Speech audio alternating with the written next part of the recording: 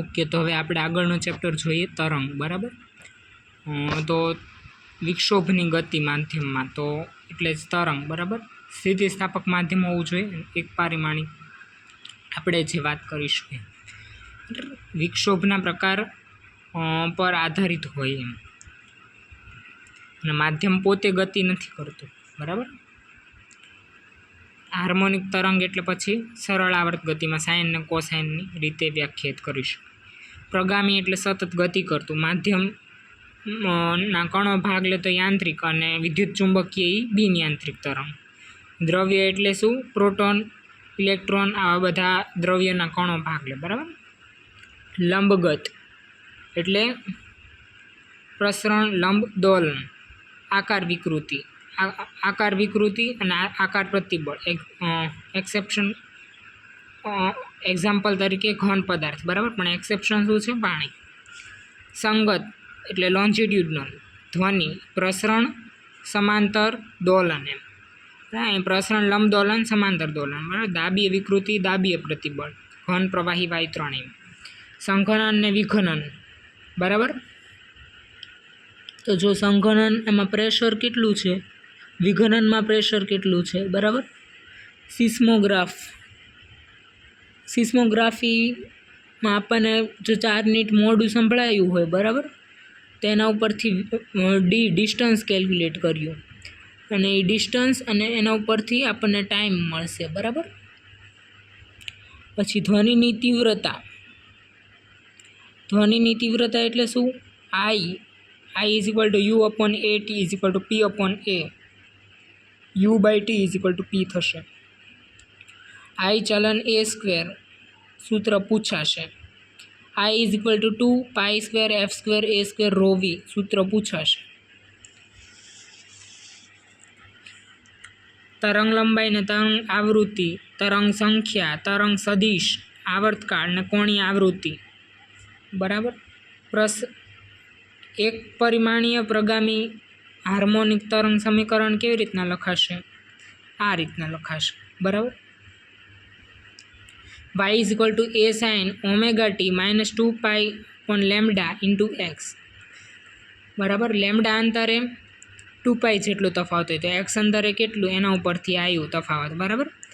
તો અહીંયા શું ડેલ બરાબર, અને ડેલ આપણે દર્શાવીએ તો ડેલ બરાબર 2 પાઈ અપોન લેમ્ડા ઇન્ટુ એક્સ, એટલે કળા તફાવત બરાબર 2 પાઈ બાય લેમ્ડા ઇન્ટુ પદ તફાવત. પછી આ એક્સ ને ટી એટલે એક્સ સ્થાન હોય ને ટી સમય હોય તો પછી આ શું સમીકરણ બને? ઈ. તરંગ ઝડપ વી બરાબર લેમ્ડા અપોન ટી બરાબર લેમ્ડા ઇન્ટુ એફ, અને વી બરાબર ઓમેગા અપોન કે.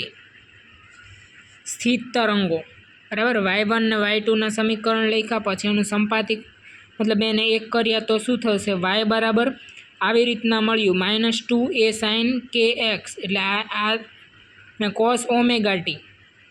તો કોસ ઓમેગા ટી શું કહે છે કે સરળ આવર્ત ગતિ કરે છે, અને આ શું છે? એનો કંપ વિસ્તાર છે, પણ આ ઉર્જાનું વહન કરતા નથી, બરાબર. નેક્સ્ટ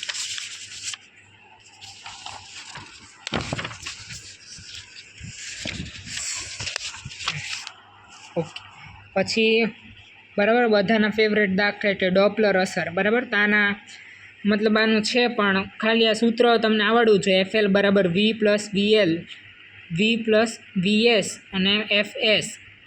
L એટલે લિસનર, S એટલે સોર્સ, બરાબર. તો જો ઉદ્ગમ અને શ્રોતા પાસે જાય, અથવા શ્રોતા પાસે જાય તો આવૃત્તિ વધશે. તો આવૃત્તિ વધશે મીન્સ આપણે એવી રીતના કરવાનું કે ઉદ્ગમ પાસે ગયો કે શ્રોતા પાસે ગયો તો મૂળ આ FL હશે એ વધશે, બરાબર, એ રીતના. અને દૂર જાય તો પછી બેય ઘટશે, બરાબર. આને વધારવા, માની લો કે આને વધારવી હોય તો મારે અહીંયા શું કરવું પડે? પ્લસ કરવું પડે. પણ આને વધારવી હોય આ કિંમતને તો મારે અહીંયા માઇનસ કરવું પડે, એમ જોઈ લેજો, બરાબર. પછી ટેકરી માટે હોય તો પછી શું? જો આની પાસે જાય છે તો શ્રોતામાં તો પ્લસ કર્યું, અને આ ઉદ્ગમ પણ આ લિસનર પાસે આવે છે તો પછી અહીંયા પ્લસ કર્યો, અને શ્રોતા પણ એવું લાગે છે કે એ પણ પાસે આવે છે, બરાબર, એટલે અહીંયા માઇનસ કર્યું, એફ મૂળ, બરાબર. તો અહીંયા ટેકરી માટે એવું થશે, બરાબર. આ વ્યક્તિ પાસે પદાર્થ એ અહીંથી અહીંયા આવે છે, તો આવૃત્તિનો તફાવત કેટલો થાય? આ રીતના મળશે. એટલે 2F VS/V આનું સાદું રૂપ આપ્યું ને તો આવું મળ્યું, બરાબર. પાસે જાય તો આવૃત્તિ વધશે, મૂળ એ સિદ્ધાંત ઉપર જ તે કામ થશે, બરાબર. પછી નેક્સ્ટ આવ્યું સ્પંદ અથવા બીટ્સ, બરાબર. આ શું છે? તો બે જુદી જુદી આવૃત્તિવાળા જે તરંગ છે એ છે, પછી એના કંપ વિસ્તાર લખ્યા, પછી સાદું રૂપ આપી ઇફેક્ટિવ, રાઈટ. તો પછી આપણને મતલબ આ કંપ વિસ્તાર મળે છે આવું કંઈક, અને આ એનું એવું દર્શાવે છે, આ દોલન કરે છે, બરાબર. તો કંપ વિસ્તાર આવી રીતના મોટો મળે છે.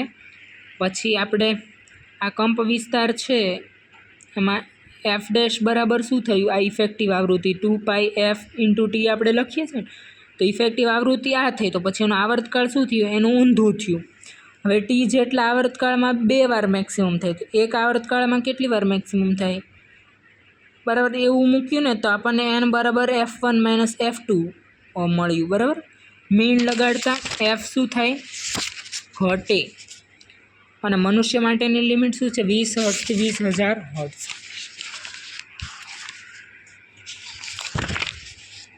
ઓકે. પછી નેક્સ્ટ આપણે જોઈએ, નેક્સ્ટ આ દોરી લટકાવી છે, તો પછી એમાં હાર્મોનિક જુદી જુદી આવી છે, તો લેમ્ડા બરાબર શું થઈ છે? 2L/n.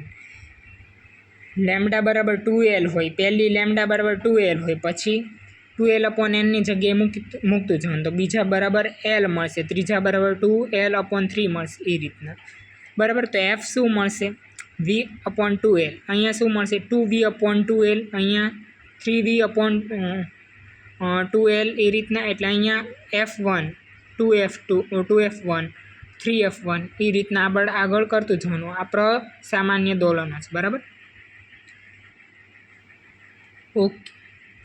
પછી નિષ્પંદ બિંદુ અને પ્રસ્પંદ બિંદુ એ મને ખબર છે, બરાબર. નિષ્પંદ બિંદુ એટલે આ કંપ વિસ્તાર બરાબર 0, પ્રસ્પંદમાં મેક્સિમમ, બરાબર. તો એના માટેનું આ જે સમીકરણ હતું એનું બધું આપણે સાદું રૂપ આપ્યું, તો x બરાબર n λ/2 મળ્યું. એટલે λ/2, લેમ્ડા 3 λ/2 2 લેમ્ડા, આ બધા નિષ્પંદ બિંદુઓ છે, બરાબર. આ બધા અંતર નિષ્પંદ બિંદુઓ. પ્રસ્પંદ બિંદુઓમાં x બરાબર શું મળ્યું? 2n - 1 λ/4. અને નિષ્પંદ અને પ્રસ્પંદ બિંદુ વચ્ચે કેટલું અંતર હશે? હંમેશા λ/4. કદાચ આ અંતર આપી દીધું હોય ને તમને એમ કે લેમ્ડા શોધો, તો પછી શોધી શકાય, બરાબર. ઓકે. પછી આ જડિત આધાર હોય તો પછી કેવી રીતના કરશો? t બરાબર 0 સમય, t બરાબર x સમય, આવી રીતના હોય તો આમ આપ્યું, તો પછી આ અહીંયા ગયું, પછી આ ઉલટાઈ જશે, બરાબર.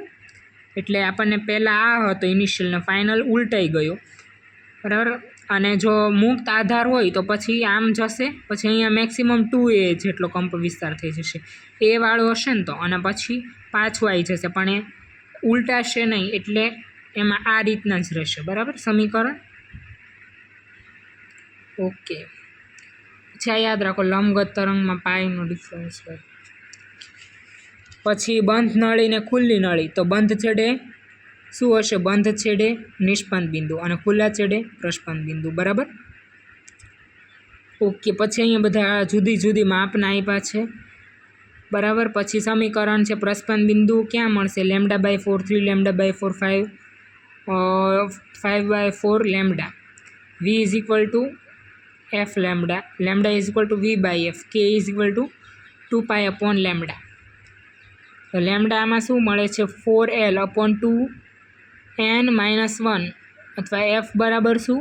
V/4L 2n - 1, અથવા 2n - 1 × F1. અહીંયા F1 શું છે? બરાબર. જો F1 પછી n બરાબર 2, તો F2 બરાબર 3F1, F3 બરાબર 5F1, કારણ કે આમાં આ રીતના મળશે, બરાબર. F નવી બરાબર આ, અને આમાં શું? n - 1 ઓવરટર્ન, બરાબર. અને n 2n - 1 ની હાર્મોનિક થશે, બરાબર. ને જો ડેલ્ટા L કરશો તો શું મળશે? V/2F. ડેલ્ટા એલ બરાબર શું મળશે? V/2F, અથવા આ બેનો ડિફરન્સ એ રીતે તમે લઈ શકો, બરાબર, કરવો હોય તો. કે પછી ખુલ્લી નળી માટે શું થશે? બરાબર, તો આમાં તો પછી આના જેવું જ છે, દોરીવાળા જેવું, બરાબર. Lambda is equal to 2L/n, તો L is equal to n લેમડા/2, Fn is equal to n V into 2L, n ની સ્પંદને n+1 પ્રસ્પંદ બિંદુઓ, બરાબર. nમી આવૃત્તિ અને n-1મો ઓવરટોન. F1 is equal to V/2L, બરાબર. ઓપન પાઇપની આવૃત્તિ ડબલ છે ક્લોઝ કરતાં, બરાબર. ક્લોઝની કેટલી છે જુઓ તો, આ ક્લોઝની છે, આ ઓપનની છે, તો આ ડબલ લાગે છે આના કરતાં. Okay, thank you.